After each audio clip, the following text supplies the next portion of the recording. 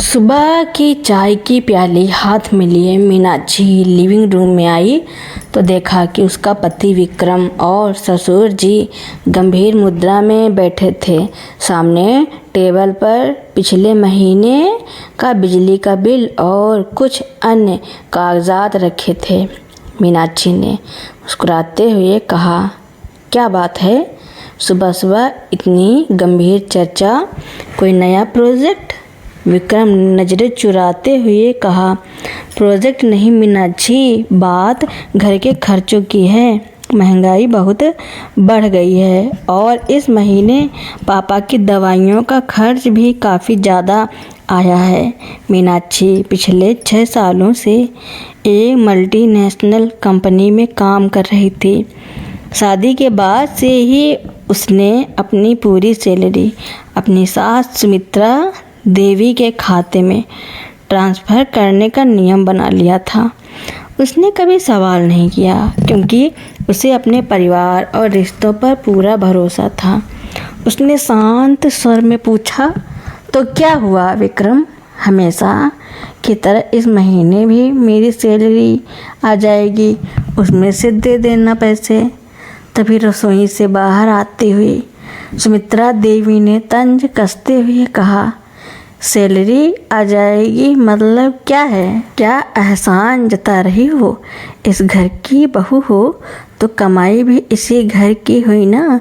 वैसे भी इस बार तेरी सैलरी से तेरे देवर अजय के लिए लैपटॉप भी आना है, उसकी कोचिंग की फीस भी पेंडिंग है। मीनाक्षी के हाथ से चाय की प्याली थोड़ी सी हिल गई।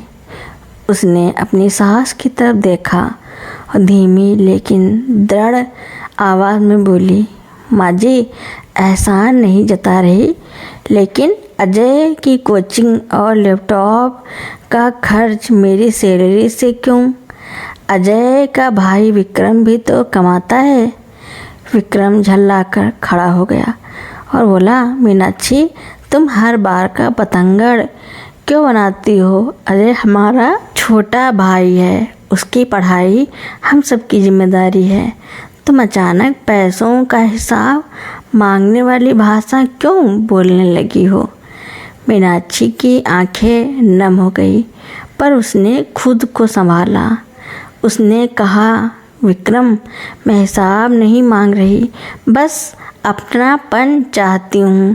पिछले हफ्ते जब मेरे भाई को अपनी दुकान के काम के लिए 20,000 रुपये की ज़रूरत थी और मैंने तुमसे मदद मांगी थी, तो तुमने कहा था कि हाथ तंग हैं, पैसे नहीं हैं, और आज अजय के लैपटॉप के लिए बजट तैयार है। सुमित्रा देवी गुस्से से बोली, मायके वालों को देना है तो अपनी अलग गृहस्थी बसा लो, हमारे घर का पैसा बाहर नहीं जाएगा।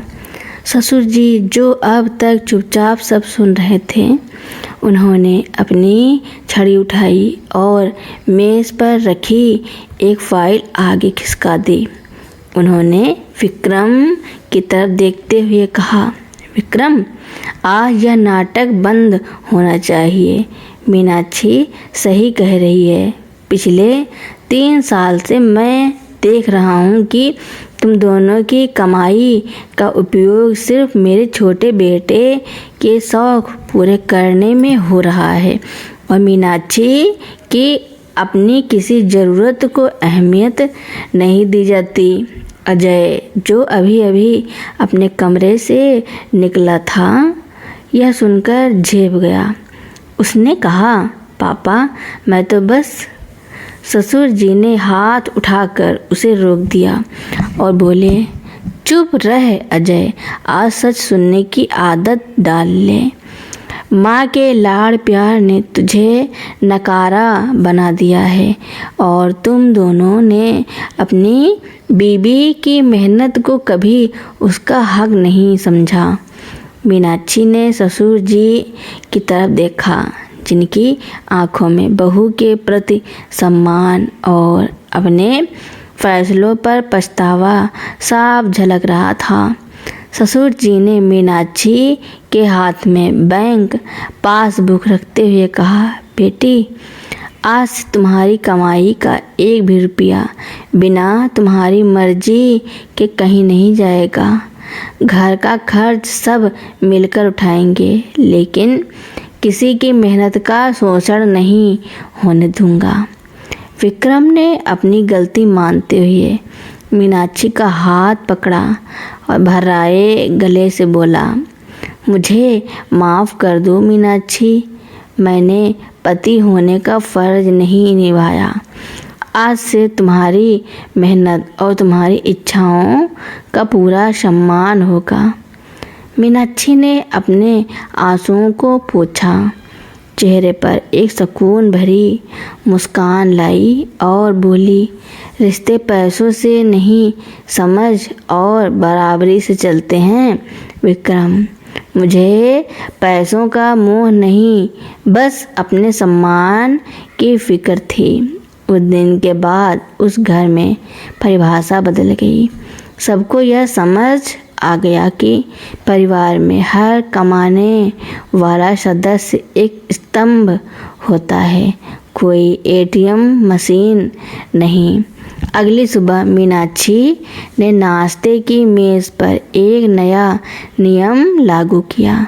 उसने एक रजिस्टर निकाला और उसमें घर के सभी जरूरी खर्चों जैसे राशन, बिजली का बिल और मेडिकल का स्पष्ट हिसाब लिखकर विक्रम के सामने रख दिया।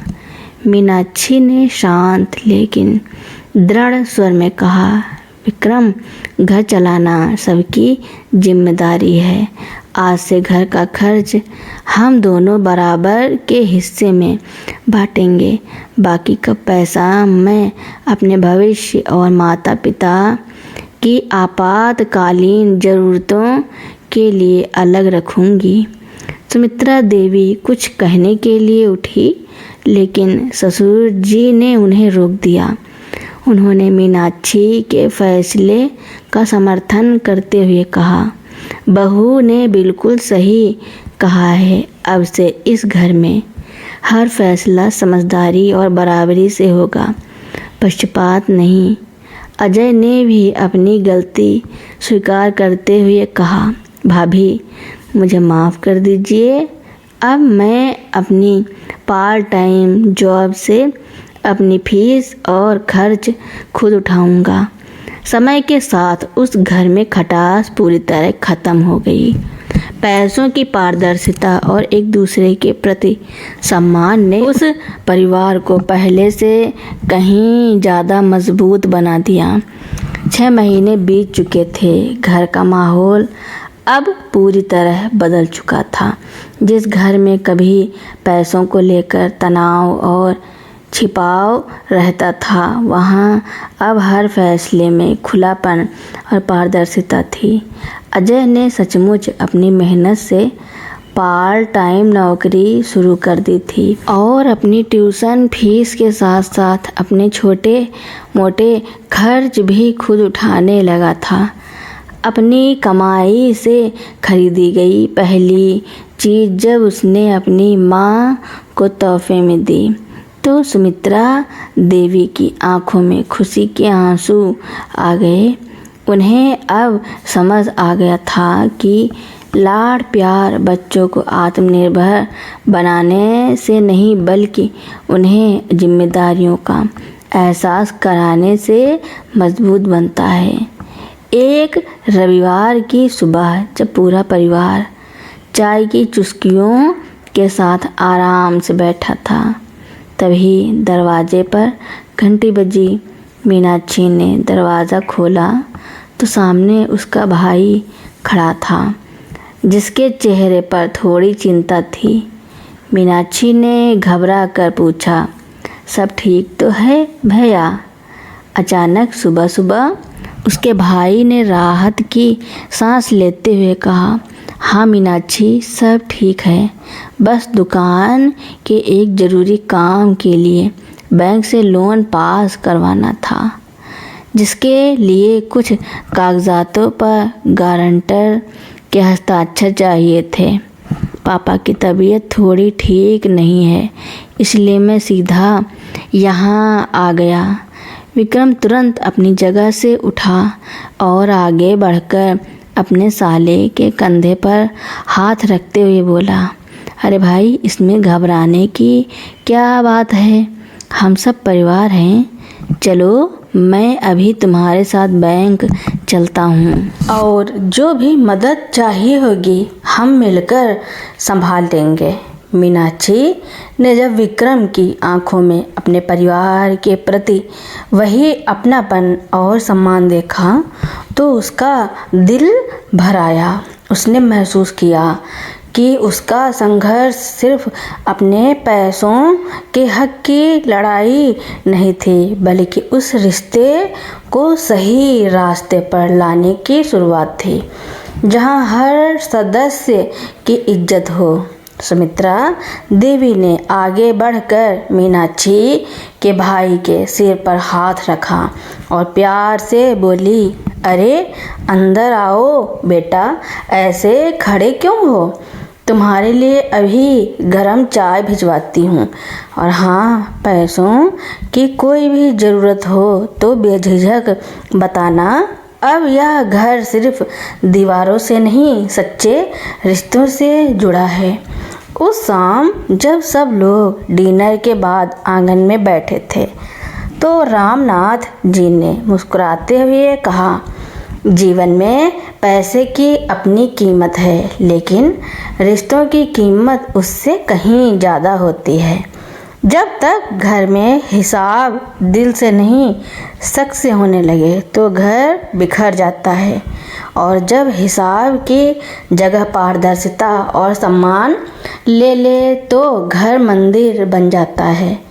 मीनाक्षी और विक्रम ने एक दूसरे की तरफ देखा और उनके चेहरे पर एक संतुष्ट मुस्कान बिखर गई। उन्हें समझ आ गया था कि सच्ची खुशियाँ और सुकून तभी मिलते हैं जब अपनों के बीच बराबरी का अधिकार और एक दूसरे के लिए अटूट सम्मान हो। 1 साल बीत गया। उस 1 साल में घर की तस्वीर पूरी तरह बदल चुकी थी।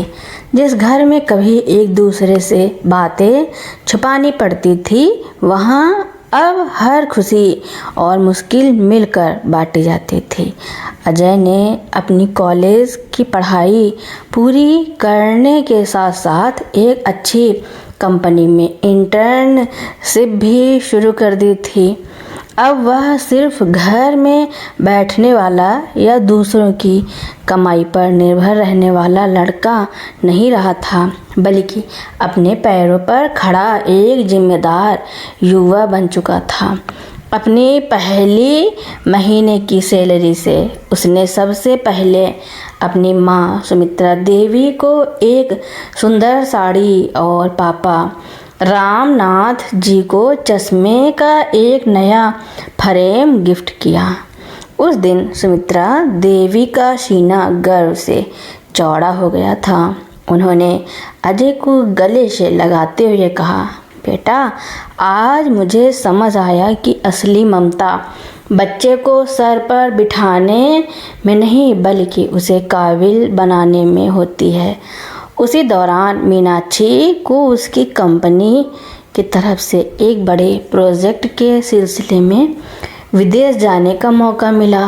यह उसके करियर का एक बहुत बड़ा टर्निंग पॉइंट था। जब उसने यह बात घर में बताई तो पूरा परिवार खुशी से झूम उठा। विक्रम ने उसका हाथ अपने हाथों में लेते हुए गर्व से कहा, यह तुम्हारी मेहनत का फल है मीनाक्षी, मुझे तुम पर बहुत गर्व है। तुम बेफिक्र होकर जाओ, घर की जिम्मेदारी और पापा मम्मी का ख्याल मैं पूरी तरह संभाल लूँगा। सुमित्रा देवी ने भी मुस्कुराते हुए कहा, बेटा बिल्कुल, तो अपनी उड़ान भर, हम सब तेरे साथ हैं। जब मीनाक्षी विदेश यात्रा से वापस लौटी तो उसने अपने परिवार के लिए ढेर सारे तोहफे लाए, लेकिन सबसे खूबसूरत तोहफा वह अपनापन था जो अब उस घर के हर कोने में बस चुका था। एक शाम जब सब लोग छत पर ठंडी हवा का आनंद ले रहे थे, रामनाथ जी ने सबकी तरफ देखकर कहा, रिश्ते कांच की तरह नाजुक होते हैं। अगर उन पर शक और स्वार्थ की धूल जम जाए तो वे चटक जाते हैं, लेकिन अगर उन पर पारदर्शिता और सम्मान की पॉलिश हो तो वे वक्त के साथ और मजबूत हो जाते हैं। मीनाक्षी और विक्रम ने मुस्कुराते हुए एक दूसरे का हाथ थाम लिया। उन्हें एहसास हो गया था कि जिंदगी की असली दौलत पैसा नहीं, बल्कि वो अपने लोग हैं जो हर मुश्किल वक्त में एक दूसरे की ढाल बनकर खड़े रहते हैं। मीनाक्षी के विदेश से लौटने के 2 महीने बाद घर का माहौल पूरी तरह से सुखद और व्यवस्थित चल रहा था, लेकिन जिंदगी हमेशा एक जैसी नहीं रहती। वह समय समय पर नई परीक्षाएं लेकर आती है। एक दिन जब विक्रम अपने ऑफिस से लौटा तो उसके चेहरे पर चिंता की लकीरें साफ दिख रही थी। चाय का कप उसकी ओर बढ़ाते हुए मीनाक्षी ने पूछा, क्या हुआ विक्रम, आज इतने परेशान क्यों लग रहे हो? ऑफिस में सब ठीक तो है? विक्रम ने एक ठंडी सांस ली और कहा, मीनाक्षी, हमारी कंपनी में रीस्ट्रक्चरिंग हो रहा है। मेरी टीम के कई लोगों को पिंकी स्लिप थमा दी गई है। हालांकि मेरी जॉब अभी सुरक्षित है, लेकिन अगले कुछ महीनों तक 30% सैलरी कट रहेगा। पहले का समय होता तो शायद विक्रम यह बात घर में छुपाने की कोशिश करता या अकेले तनाव झेलता, लेकिन अब घर में पारदर्शिता का नियम था। ससुर जी ने विक्रम की बात सुन ली थी। वे कमरे में आए और उसके कंधे पर हाथ रखते हुए बोले, बेटा, उतार चढ़ाव तो जिंदगी का हिस्सा है, और जब हमने मिलकर खुशियाँ बांटना सीखा है तो इस मुश्किल का सामना भी मिलकर करेंगे। घबराने की बिल्कुल ज़रूरत नहीं है। तभी अजय भी वहाँ आ पहुँचा। अपनी इंटर्नशिप के बाद अब उसे उसी कंपनी में एक स्थायी जूनियर डेवलपर की नौकरी मिल चुकी थी। अजय ने आगे बढ़कर अपनी पहली सैलरी की स्लिप दिखाई और गर्व से कहा, भैया, आप बिल्कुल चिंता मत कीजिए, अब मैं भी कमाने लगा हूँ। घर के राशन और बिजली पानी के खर्च में आधा हिस्सा मैं उठाऊँगा। आपने और भाभी ने इतने साल मेरी जिम्मेदारी उठाई है, अब मेरी बारी है। अजय की परिपक्वता और जिम्मेदारी देखकर सुमित्रा देवी की आंखों में गर्व के आंसू आ गए। उन्होंने कहा, देखा विक्रम, एकता में कितनी ताकत होती है। जब नियत साफ हो और नींव सम्मान पर टिकी हो तो बड़ी से बड़ी मुसीबत भी छोटी लगने लगती है। मीनाक्षी ने मुस्कुराते हुए विक्रम का हाथ पकड़ा और कहा, विक्रम, हमने मिलकर जो इमरजेंसी फंड बनाया था वह ऐसे ही वक्त के लिए था। हमें किसी के आगे हाथ फैलाने की ज़रूरत नहीं पड़ेगी। तुम्हारी सैलरी कट से घर के किसी ज़रूरी काम पर कोई असर नहीं पड़ेगा। अगले 6 महीनों तक परिवार ने बेहद समझदारी और बजट के साथ घर चलाया। कोई दिखावा नहीं, कोई फालतू खर्च नहीं। अजय ने अपनी पूरी निष्ठा से घर की जिम्मेदारियों में योगदान दिया, जिससे विक्रम पर से मानसिक तनाव पूरी तरह हट गया। इस मुसीबत दौर में परिवार को तोड़ने के बजाय और करीब ला दिया था। 6 महीने बाद जब विक्रम की कंपनी की स्थिति सुधरी, न केवल उसकी पूरी सैलरी बहाल हुई, बल्कि उसके संकट के समय दिखाए गए धैर्य और नेतृत्व के लिए उसे प्रमोशन भी मिला। उस शाम पूरा परिवार एक बार फिर छत पर बैठा था।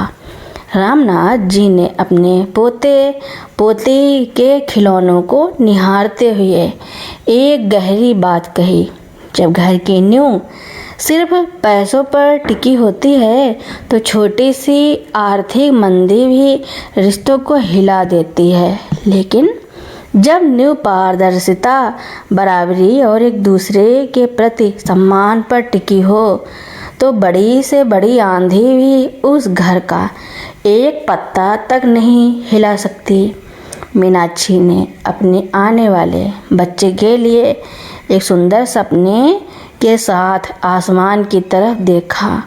एक ऐसा घर जहां आने वाली पीढ़ी सिर्फ रिश्ते निभाना नहीं बल्कि रिश्तों में एक दूसरे को सम्मान और बराबरी देना सीखेगी। तो दोस्तों, मेरी कहानी सुनने के लिए आपका बहुत बहुत धन्यवाद। ऐसी ही कहानियाँ सुनने के लिए मेरे चैनल को लाइक, कमेंट, शेयर, सब्सक्राइब एवं बेल आइकन का बटन दबाना ना भूलना, ताकि मेरी नई नई कहानियाँ आप लोगों तक पहले ही पहुँचती रहें। धन्यवाद।